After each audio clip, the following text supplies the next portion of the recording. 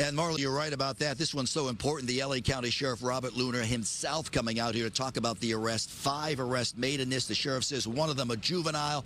The sheriff saying that juvenile as young as 13 years old. All of it comes 3 weeks to the very day of that wild scene here in Compton. Let's get to it, to the video. Check it out. You remember this? Early morning hours, January 2nd, that huge crowd for the street takeover. And then the crowd spills over to a side business and they target Ruben's Bakery and Mexican Food Mart. And then the driver of that white Kia backs up several times, smashing a security gate, breaks in, basically, and the crowd rushes in, loots the business, tens of thousands of dollars in damages.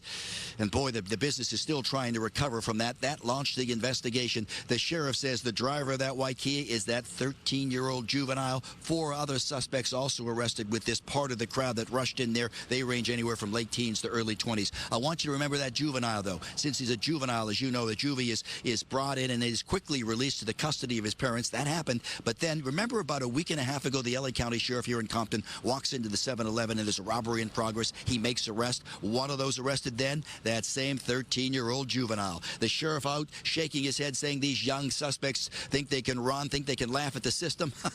Think again. Listen. We're going to get you.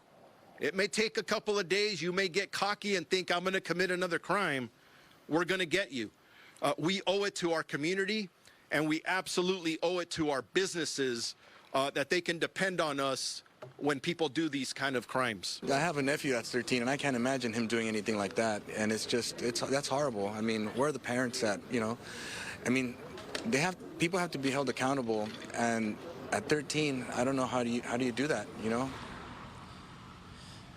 Now live, Ruben Ramirez Jr., the owner of that family-run business, shaking his head like most of us, saying only 13 years old, and he's apparently driving that car, smashing into the business. So you know about this business here, as Mr. Ramirez was saying, they're about 70% up and running, still waiting on some insurance money. He pointed out, saying they've been here 48 years, his family. They plan to be here another 48 years. But really, at this point, he says he's very thankful to the men and women of the Sheriff's Department for working this case the last several weeks and making the arrest. For now, we are live here in Compton.